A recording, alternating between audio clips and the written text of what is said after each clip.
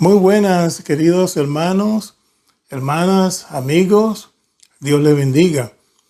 Que la presencia, la paz y el amor de Dios esté con todos ustedes y en sus hogares, con toda la familia. Dios les bendiga. Tengo la oportunidad nuevamente de traer otro video de esto que acostumbro a hacer.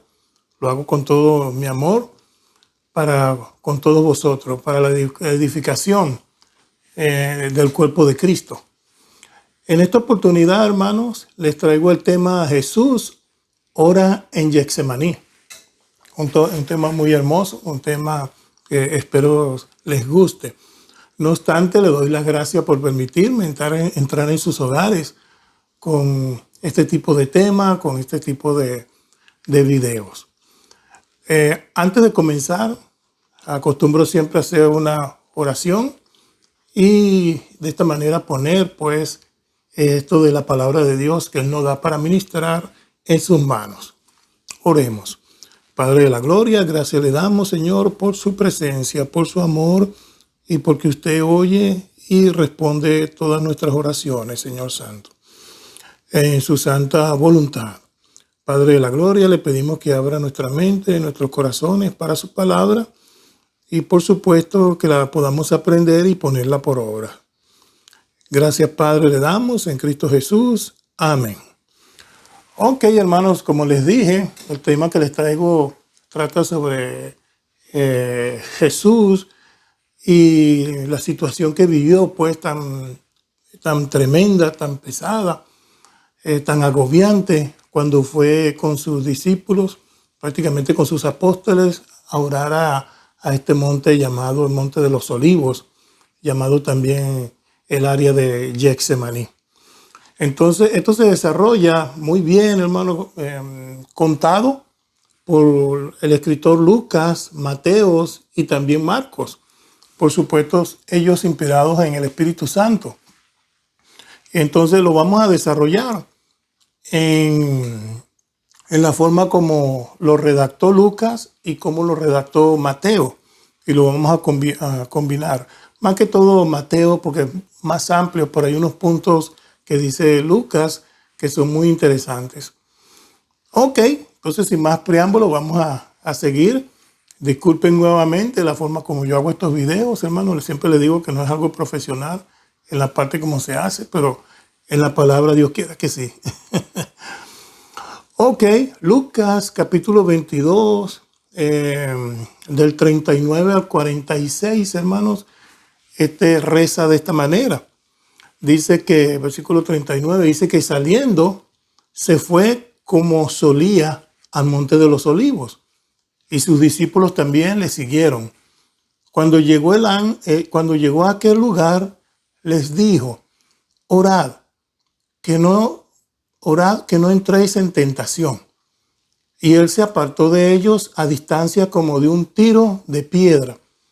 Y puesto de rodilla, oró, diciendo, Padre, si quieres, pasa de mí esta copa, pero no se haga mi voluntad, sino la tuya. Y se le apareció un ángel del cielo para fortalecerle. Y estando en agonía, oraba más intensamente, y era su sudor como grandes gotas de sangre que caían hasta la tierra. Y cuando se levantó de la oración, vino a sus discípulos. Los halló durmiendo a causa de la tristeza.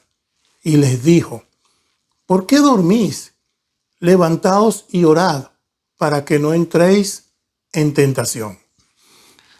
Muy bien, hermanos. Entonces, de esta manera lo cuenta, hermanos, redactado por el Espíritu Santo, el médico Lucas, uno de los apóstoles que anduvo con Jesús en su peregrinaje, en su pasión. Ok, vamos a leer ahora el libro de Mateos, capítulo 26, versículo 36 al 48. Dice así, queridos hermanos. Entonces llegó Jesús con ellos a un lugar que se llama Getsemaní y dijo a sus discípulos, sentaos aquí, entre tanto que voy allí y oro. Y tomando a Pedro y a los dos hijos de Zebedeo, comenzó a entristecerse y a angustiarse en gran manera. Entonces Jesús les dijo: mi alma está muy triste hasta la muerte. Quedaos aquí y velad conmigo. Yendo un poco adelante, se postró sobre su rostro y orando y diciendo: Padre mío, si es posible, pasa de mí esta copa, pero no sea como yo quiero, sino como tú.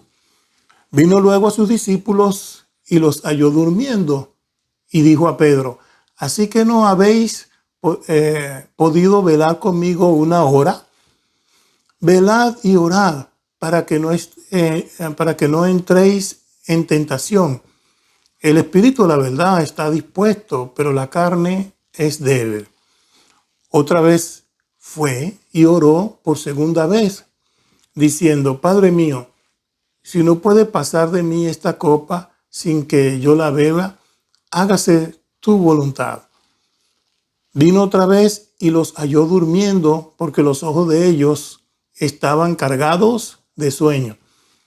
Y dejándolos, se fue de nuevo y oró por tercera vez, diciendo las mismas palabras. Entonces Jesús vino a sus discípulos y les dijo: dormid ya, descansad. He aquí ha llegado la hora y el Hijo del Hombre es entregado en manos de pecadores. Levantaos, vamos, ved, se acerca el que me entrega. Ok, hermano, entonces vemos, como les dije, este desarrollo, cómo lo presenta el libro de Mateo y también el libro de Lucas. Ok, entonces vamos a hablar un poco del tema. Y vemos, por ejemplo, en el versículo 39, hermano, que dice que después de ascender al monte de los olivos, Jesús y los 11 hermanos, los 11 discípulos llegaron a un lugar que se llama Getsemaní. Getsemaní, hermanos, es un nombre que únicamente, cuando nos ponemos a desglosar estos puntos, únicamente aparece 2 veces en el Nuevo Testamento. Y es en Mateo 26, 36 y es en Marcos 14, versículo 32. Entonces, es una transliteración que ahora se habla tanto, este tipo de palabras, hermanos, en el estudio de la palabra, en la teología y esas cosas. Dice que estos dos términos son hebreo-arameo, una combinación, que cuando se combinan quiere decir prensa de aceite, Esa área donde se reunió Jesús, en el Monte de los Olivos, eso era unas cuevas que producían este tipo de productos de aceite. Entonces lo más probable es que Getsemaní, hermanos, tenía su propia prensa para producir aceite de oliva.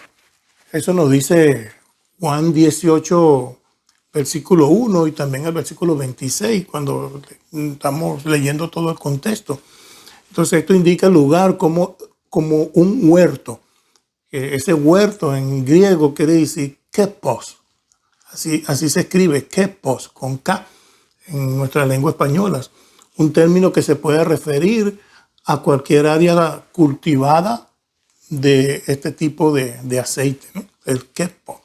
Entonces Juan 18:1, cuando lo leemos, yo estoy usando la versión Reina Valera, la Biblia que más estudio, Reina Valera 1960.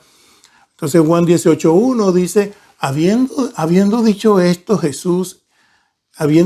Jesús estas cosas, salió con sus discípulos al otro lado del torrente de Cedrón, donde había un huerto en el cual entró con sus discípulos. Entonces, Jesús frecuentaba, hermanos, estos sitios. Este sitio en el Monte de los Olivos, por supuesto, en el panorama bíblico, allí lo encontramos. En el contexto que nos ocupa, hermano, que estamos estudiando de este Kepos, probablemente se refiere a un huerto también de olivos, porque la versión NLT, cuando vemos esta versión, prácticamente un diccionario bíblico, prácticamente esto. Dice que el dueño de Getsemaní podría haber sido un discípulo que les permitía a Jesús y a los demás discípulos, acompañantes, quedarse allí durante días festivos y sucesivamente. Entonces varios pasajes indican que era un lugar frecuentado por el Señor y sus discípulos, hermanos. Este hecho nos dice cómo es que Judas sabía dónde encontrarlos. Usted sabe que con Jesús estaban los 11 discípulos, faltaba uno.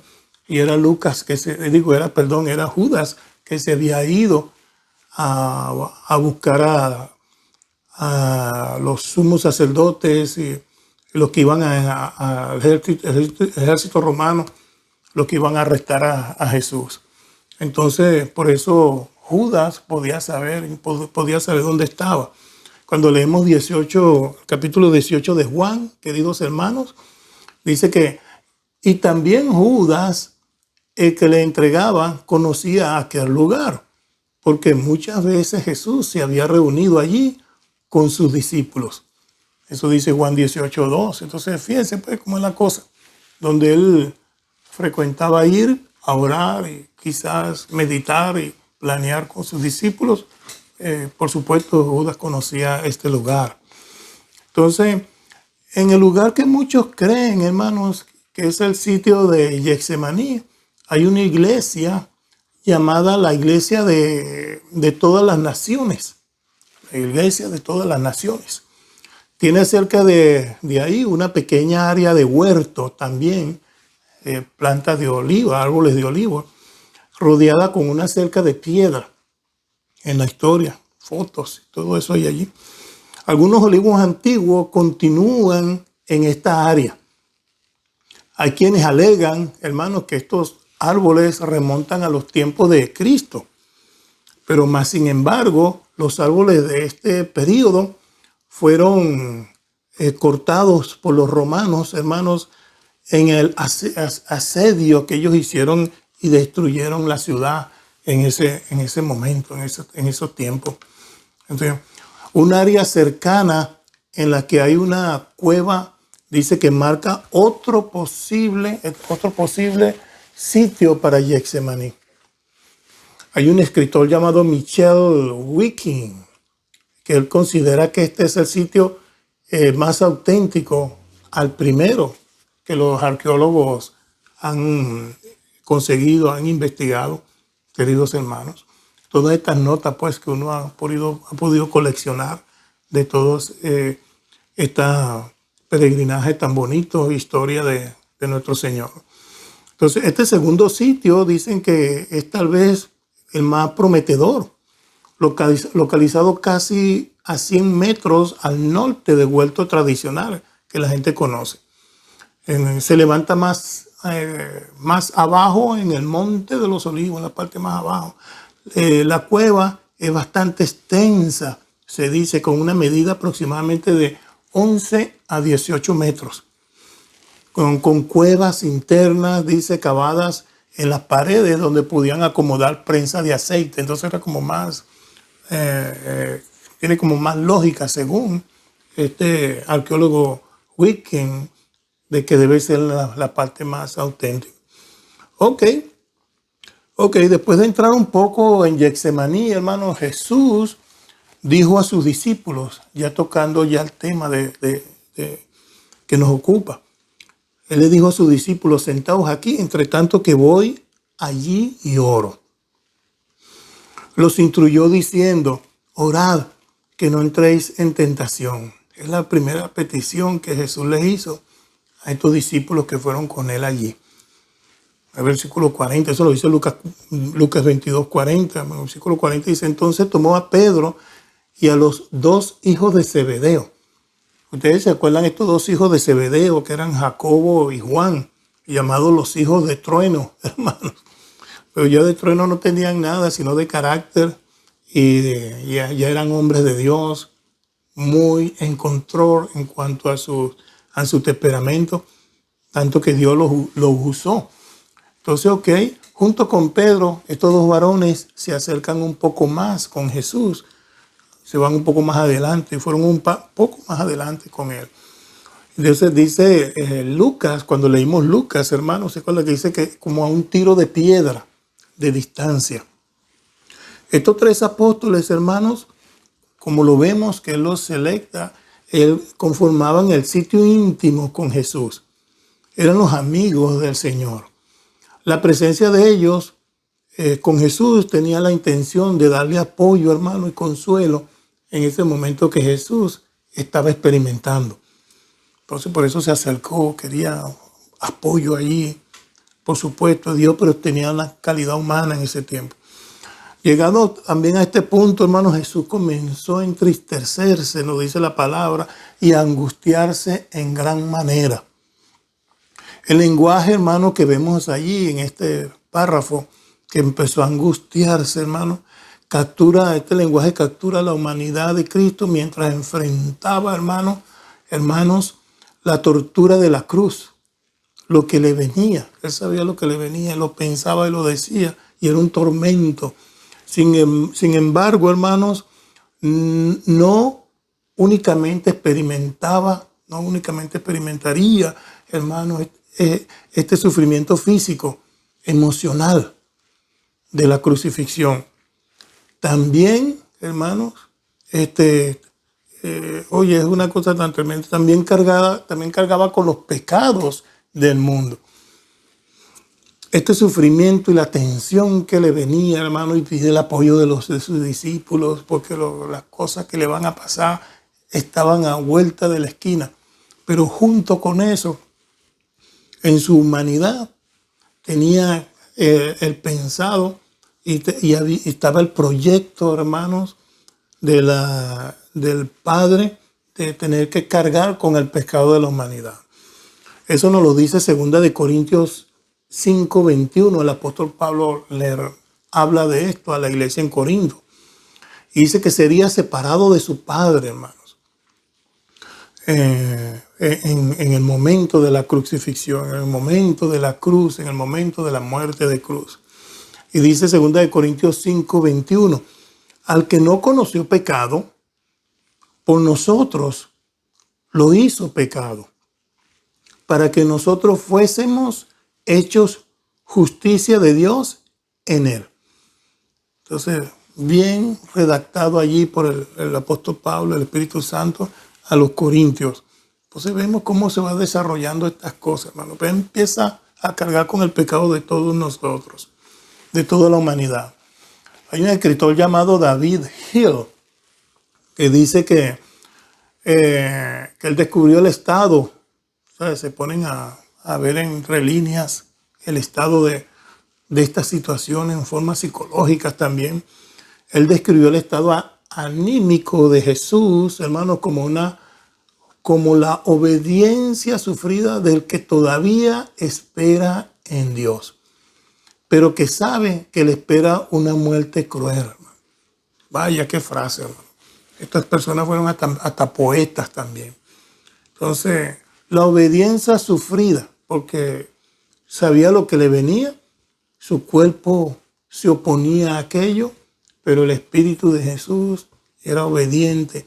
Entonces, la obediencia sufrida del que todavía espera en Dios, pero sabe que le espera una muerte cruel. Entonces, todas estas cosas se van acumulando en su mente y en su mente hasta que vienen las oraciones. Entonces, él dice esta frase también, hermanos, que acabamos de leer: mi alma está muy triste hasta la muerte. Hombre, ¿se ha visto uno entristecido así, hermanos? A este nivel hemos tenido una tristeza profunda. Pero el caso de Getsemaní, hermano, es sobresaliente esto. Te lo voy a ir explicando poquito a poco, esta condición que tuvo Jesús ahí. Entonces, una versión llamada la JNT. La JNT dice: mi corazón está tan lleno de tristeza que podría morir, dice esta versión. La primera parte de la declaración de Jesús nos regresa, hermano, cuando hablamos de esa primera declaración, nos regresa a los Salmos, donde el escritor estuvo preguntando, ¿por qué te abates, oh alma mía? Dice el Salmo 42, versículo 5, hermano. Este salmista acá se recordó repetidamente, hermano, a sí mismo de esperar en Dios. Igual nosotros, hermano, en cualquier situación, saber esperar en Dios, porque no es fácil. Cuando viene un problema, hermano, una situación atenuante, inmediata, lo primero que uno hace es correr y hacer y buscar, y después que uno no intencionalmente se acuerda de Dios. Pero la manera inteligente, hermano, es buscar a Dios primero y en oración, y entonces correr a lo que uno tiene que hacer. Pero entonces el salmista así lo redacta, ¿eh? Entonces dice, esperar al Dios el que le libraría. Ese Salmo 42:5 dice, ¿por qué te abates, oh alma mía, y te turbas dentro de mí? Espera en Dios, porque aún he de alabarle, salvación mía y Dios mío. Estas declaraciones, hermano, por supuesto, tan profundas, por supuesto, vienen de Dios. Y uno la lee, cada vez aprende uno más. Estas expresiones no paran, son vivas y eficaces, porque la palabra sí es, la palabra de Dios es viva. Ok, entonces Jesús, hermanos, le dijo a sus 3 discípulos, continuando con la historia, quedaos aquí y velad. Él necesitaba, como le dije, el apoyo de sus amigos en este momento crucial. Más sin embargo, hermanos, tristemente le fallaron. Le fallaron. Porque lo hemos leído ya en Lucas y en Mateo. Entonces estos 3 discípulos que podemos ver, casi como el caso de Job, que tenía también 3 amigos, y cuando Job, se acuerda, estuvo en problemas, los amigos, en vez de alentarlo, más bien le traían problemas. Es increíble, hermanos. Y le decían que declarara dónde estaba su fallo y pidiera perdón a Dios. Y Job se mantenía fiel porque él sabía que no había ofendido a Dios. Pero digo que estos 3 discípulos que hace poco habían sido, hermanos, estos 3 habían sido testigos de la gloria en el monte de la transfiguración. Ustedes se acuerdan del monte de la transfiguración, que Jesús se apartó con ellos y se transfiguró en presencia de ellos. Ahí apareció Elías y apareció Moisés, hermanos, y la voz del Padre diciendo, este es mi Hijo amado, a él oíd. Entonces, eso fue fantástico, hermano. Y ellos quisieron hacer unas enramadas, hay un altar y una cosa. ¿Ustedes se acuerdan esa historia? Pero estos 3 hermanos que en este momento Jesús escoge otra vez para que oren por él. Ellos vieron ahora a su Señor, hermanos. En ese momento en la transfiguración lo vieron como el Señor. Y Dios mismo con voz, hermanos, fuerte ahí al Padre diciendo a él, oíd. Y nada menos en el medio entre Moisés, hermanos, e Isaías. Ok, pero ahora estos discípulos, hermanos, estaban viendo a su Señor en gran angustia, hermanos. Como cuando comenzó a entristecerse y angustiarse en gran manera. ¿Ustedes han visto una persona angustiarse y entristecerse en gran manera? Esas cosas son difíciles. Cuando le dan una noticia, hermano, de esas bárbaras, que las personas no pueden aguantar y explotan en llanto, una cosa tremenda. Así ellos estaban mirando a sus discípulos, hermano, y quizás hasta más, por lo que se redacta más adelante. Entonces, continúa Mateo 26:37 hablando pues de eso, sobre lo que estuvimos hablando. Ellos escucharon estas palabras conmovedoras de su Señor, de su Maestro, de su Rabí, que dice, mi alma está muy triste, hermano, hasta la muerte. Y les dijo, quedaos aquí, velad conmigo. Quedaos aquí, velad conmigo. Después de estas palabras. Entonces vemos que solo Lucas nos cuenta que el Señor se le apartó a ellos a distancia de un tiro de piedra. ¿Se acuerda que lo leímos? Allá en Lucas 22:41. Entonces, para luego caer sobre sus rodillas y orar. Lo dice el mismo Lucas, versículo 22:40-41. Entonces, Mateos y Marcos relatan que orando se postró sobre su rostro, hermanos. Se postró sobre su rostro, que se postró sobre tierra. Marcos así lo redacta, Marcos capítulo 14:35, que se postró sobre tierra. Evidentemente no estaban muy lejos, hermanos, a un tiro de piedra, pues los 3 discípulos podían verle y podían oírle en su angustia. Solo el Padre, hermano, y no obstante al alcance de sus discípulos. O sea, el Padre, por supuesto, sabe, y ellos al alcance de sus discípulos los podían oír a esta distancia de un tiro de piedra, dice. Ajá. Qué momento tan difícil, que uno quisiera ayudar a alguien, no poder, y mirar su llanto, hermanos, y plegaria, y petición.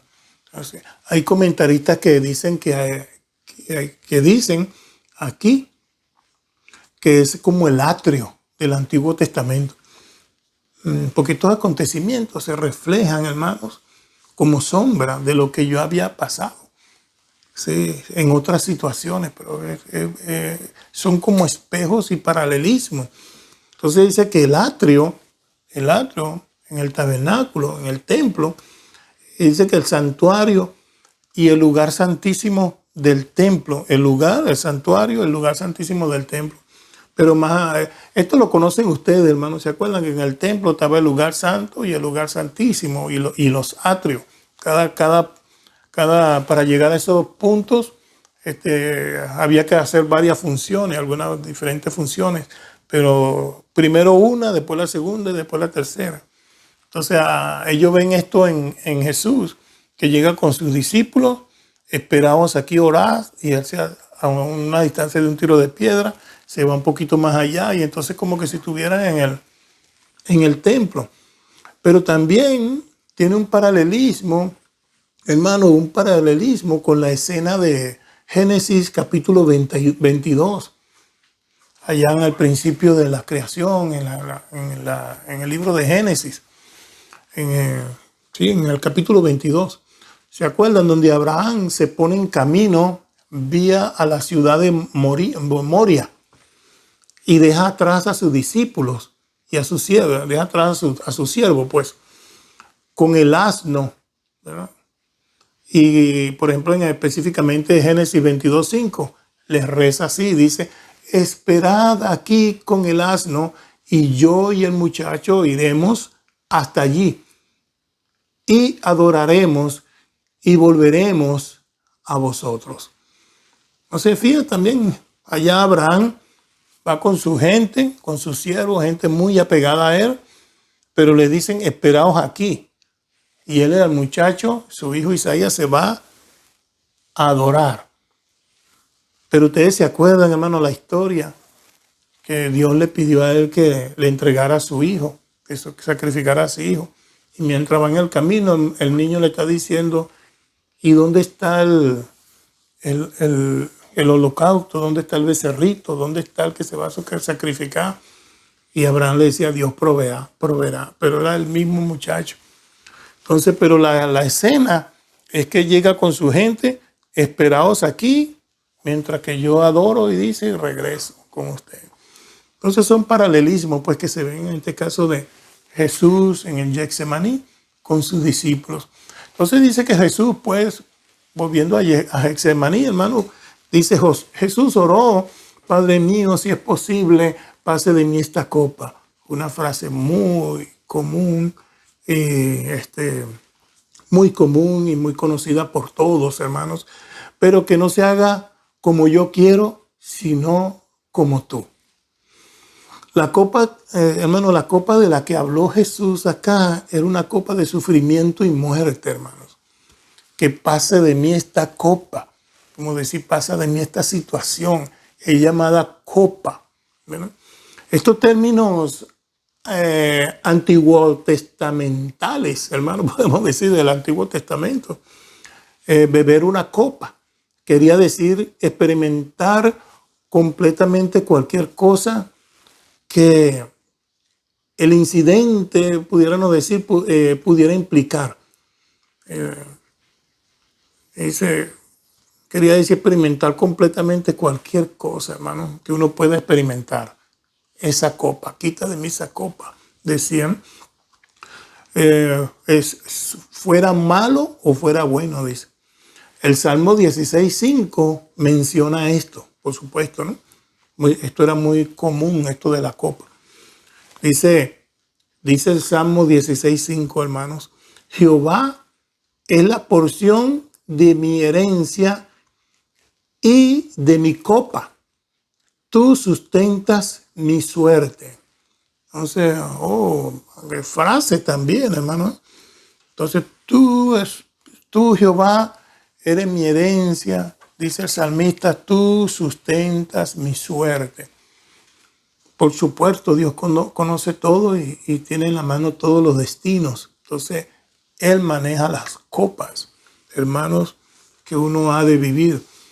Entonces, a la naturaleza humana, por supuesto, de Jesús, a la naturaleza de Él, su vida, su cuerpo como hombre que vino, le repugnaba, hermano, a Jesús le repugnaba el horror que le esperaba en ese sitio llamada Górgota, en ese sitio llamada la calavera, donde acostumbraban a crucificar a las personas. Pero sin embargo, hermano, su deseo de que se apartara de esta dolorosa, hermano, muerte, era un eclipse, era eclipsado por el deseo de hacer la voluntad de Dios. Ahora se dice como sentimientos encontrados. Sí. El cuerpo, hermano, y el dolor, no obstante, hermano, lo que le esperaba y lo que le sucedió, tan fuerte, nunca se había visto una cosa así.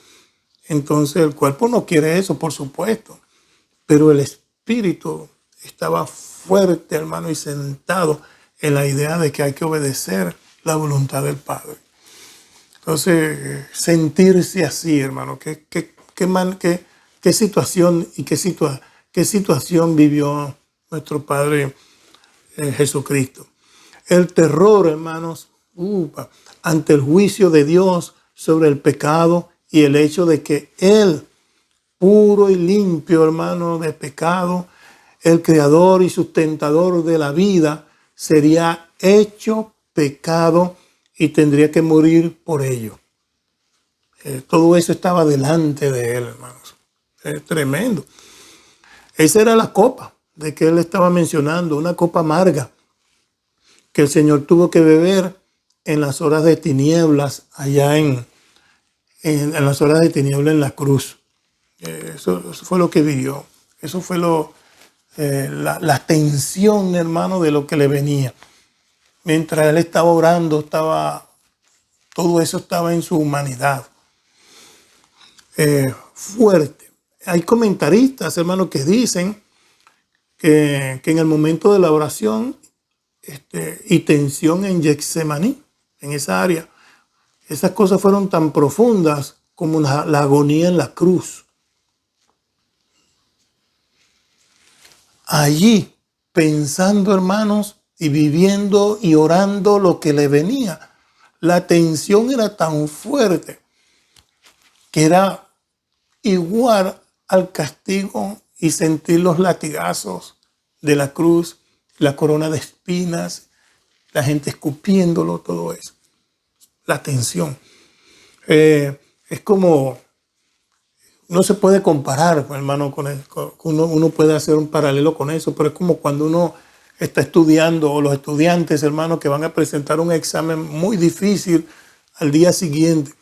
Es tanta la tensión mientras están estudiando y la preocupación, o una madre que no sabe dónde está su hijo y empieza la mente a correr, hermano, y esa tensión, ¿dónde está? ¿Dónde está?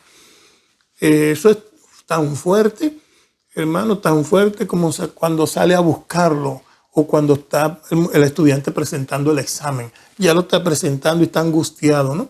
Pero antes de que estuviera presentando el examen, de la misma manera, paralelo. Entonces, el estar orando allí y pensar en lo que le venía era tan angustiante y doloroso como vivirlo.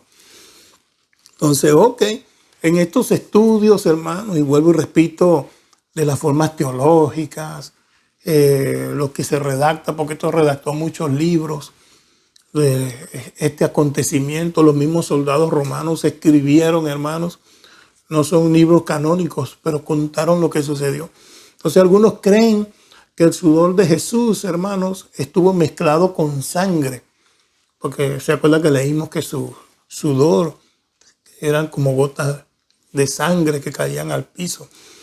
Entonces dice que algunos que piensan que el sudor estuvo mezclado con sangre por la presión, como resultado y condición médica llamada, esto tiene una condición médica llamada hemohidrosis.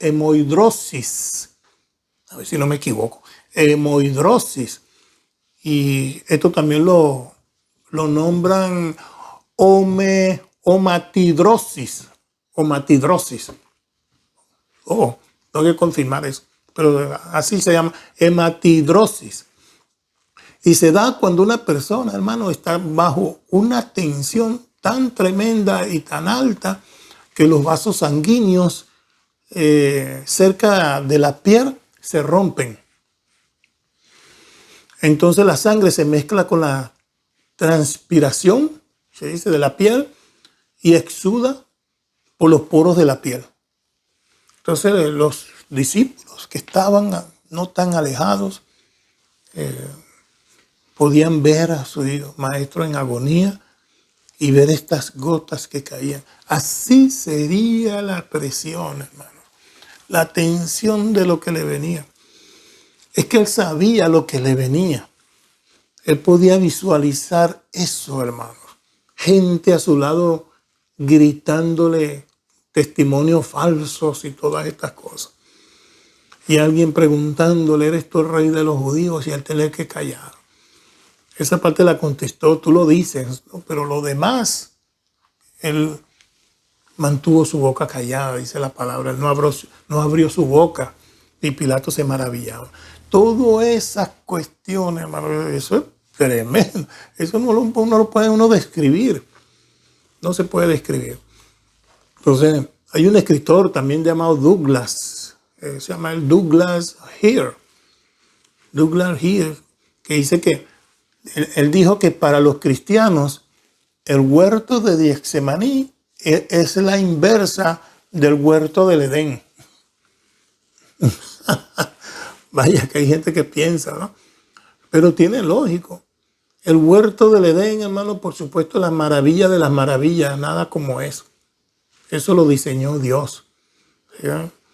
Pero Getsemaní, como lo vivió nuestro Señor, es la inversa de eso, dice este escritor Douglas. Ok, a pesar, hermano, de que a los 3 apóstoles se les halló durmiendo, para seguir en nuestro estudio, en nuestro tema, Jesús primeramente se dirigió, hermanos, dirigió sus comentarios así, se los halló durmiendo, dice, que no habéis podido velar conmigo una hora. Entonces, no podéis velar conmigo una hora. Pidió su apoyo y pidió su oración.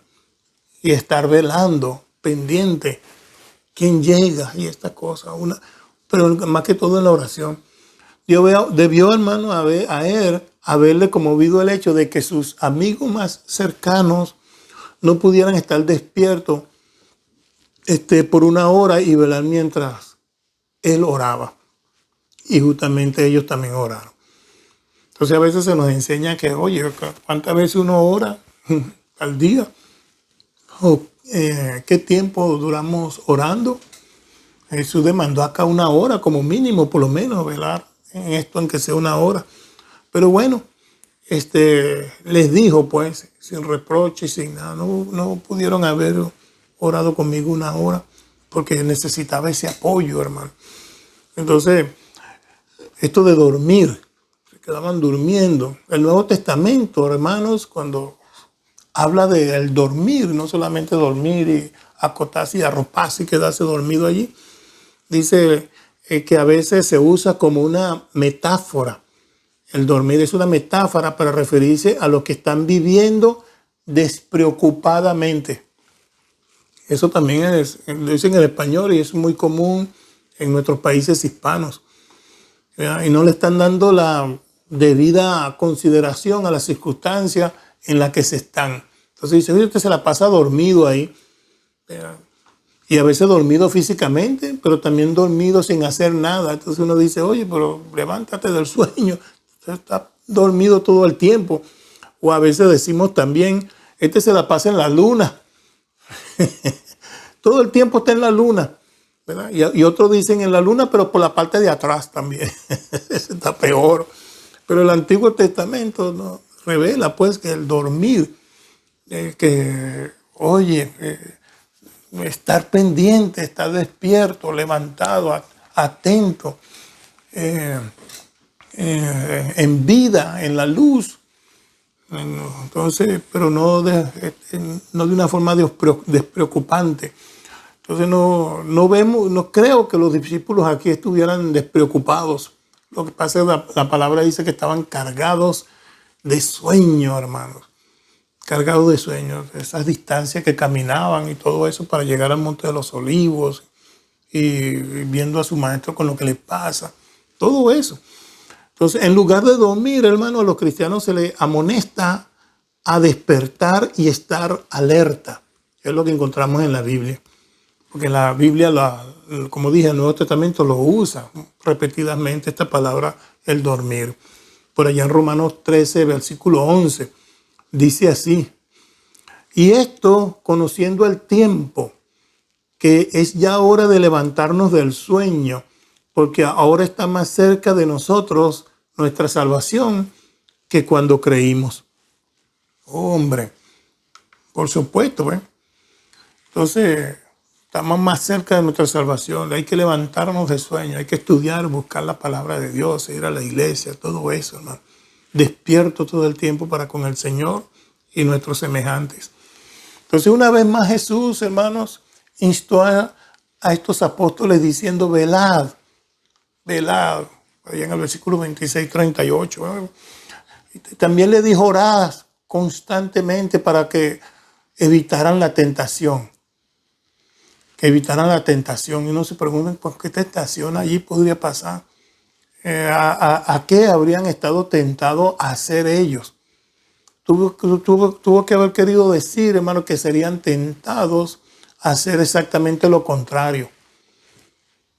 En una situación así, hermano, que, oye, van así, el maestro se entristece, algo está pasando, ¿sabes qué? Yo me voy a dar una vuelta por ahí, después regreso. Gente así. Entonces, ¿quién sabe? O como Pedro, saca una espada. O se van a buscar más espadas y cosas así. Entonces el Señor le dice, mira que no entra en tentación. La idea aquí es orar a Dios y que sea la voluntad del Padre. Ok, porque esta cosa fue muy difícil, hermano, lo que sufrió el Señor. Mucho para desglosar, mucho para hablar. Hay uno dice que es mucha tela para cortar, pero fue una situación que el denominador común de este estudio en esto es el sufrimiento y pasión y, hermano, y dolor que sufrió nuestro Padre Celestial por nosotros. Esa es la cosa, ¿eh?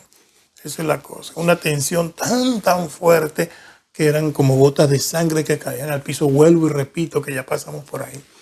Pero ese es el punto. Entonces, Jesús reconoció, hermano, que el espíritu a la verdad está dispuesto, pero la carne es débil.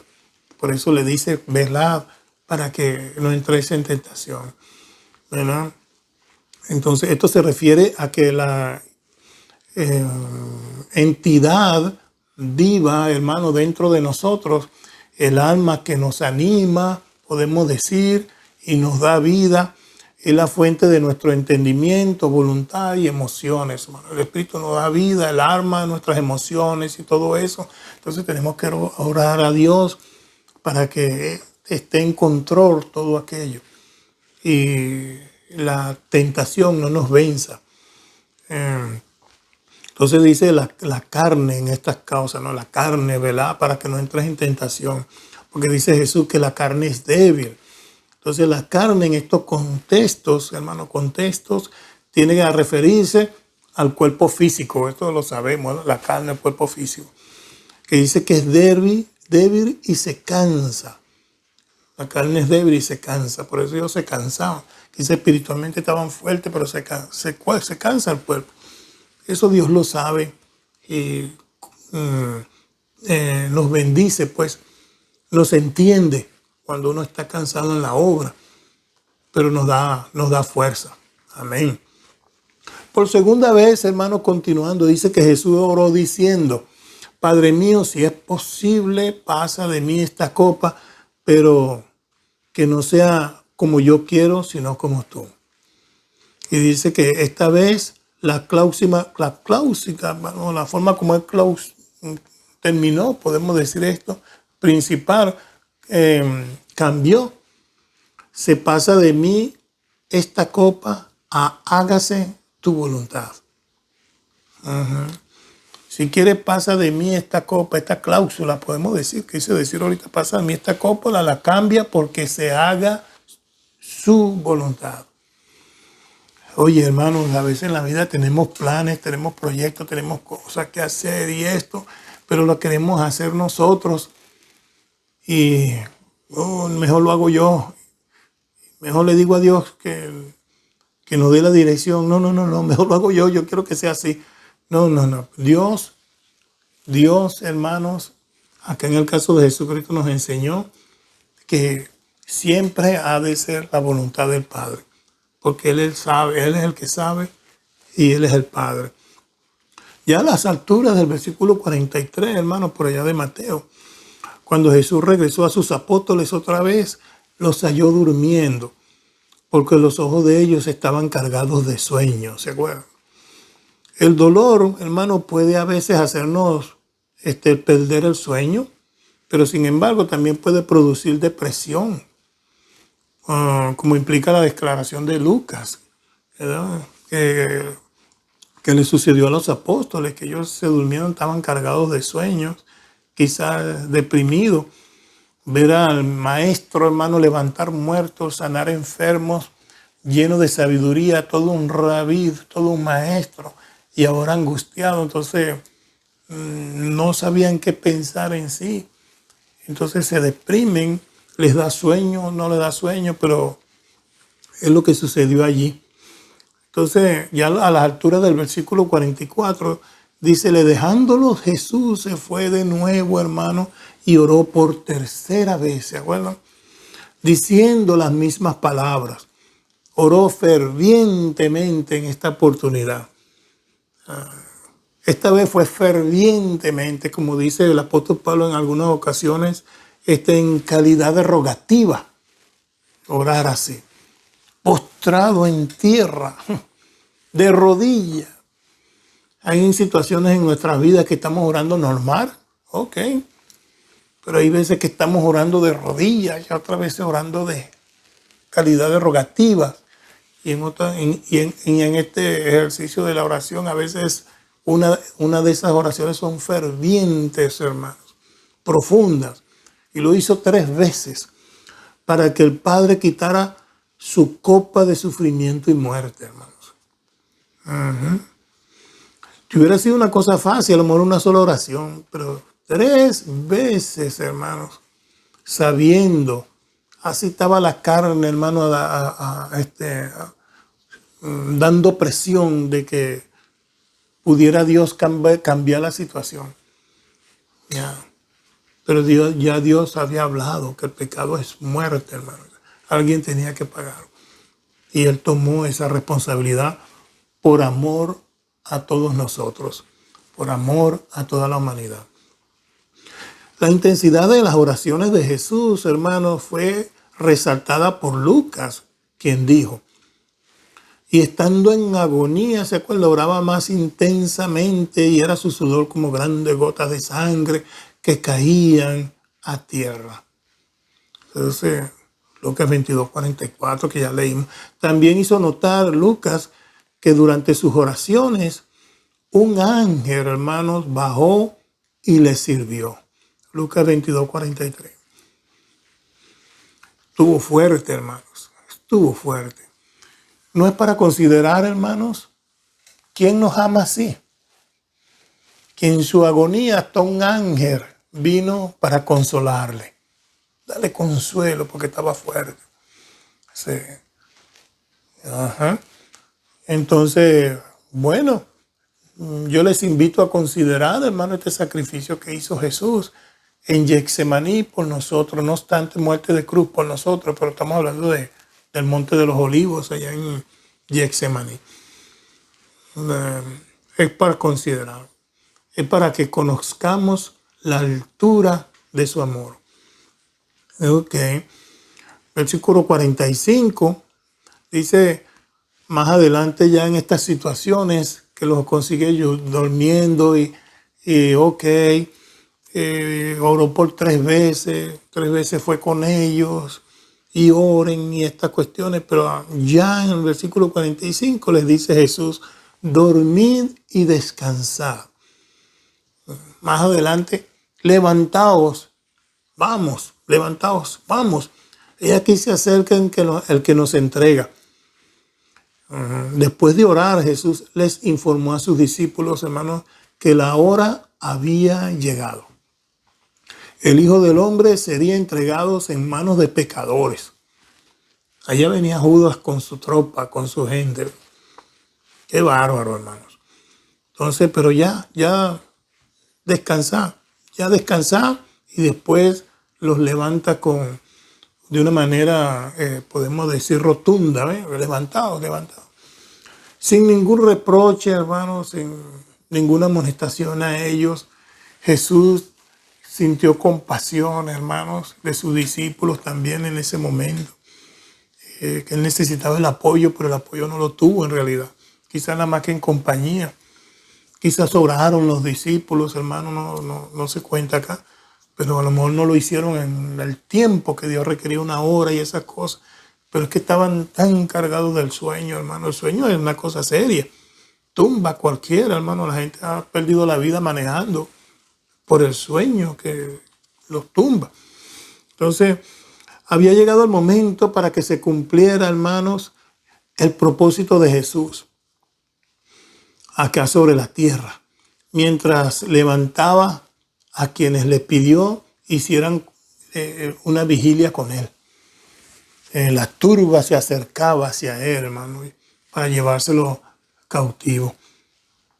Entonces ahí están ellos, finalizando el versículo 46, hermano, de Mateos, que leímos. ¿Verdad? Jesús levantó a los apóstoles del sueño con un, como dije, contundente levantados. Era el momento de obedecer, hermanos. Era el momento de obedecer la voluntad del Padre. Vamos, caminemos. Es hora de obedecer la voluntad del Padre y someterse a la muerte que le esperaba.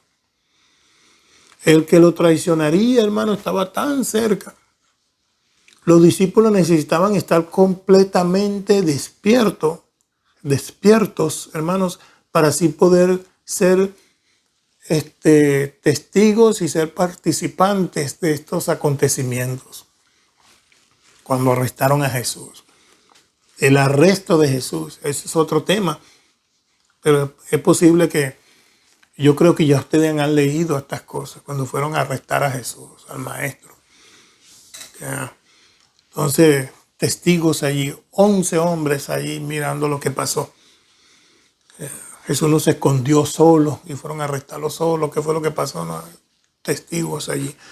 Pero como dije, de momento, hermanos, centrar y quiero resaltar la intención de este pequeño video para ustedes, mis queridos hermanos y hermanas, amigos, de que Jesús te ama a gran manera y lo demostró.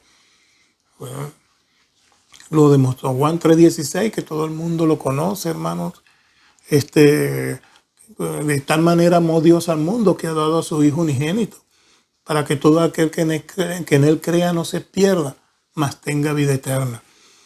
Ese es un versículo clásico que demuestra el amor del Padre, el amor del Hijo y el amor del Espíritu Santo para todos nosotros.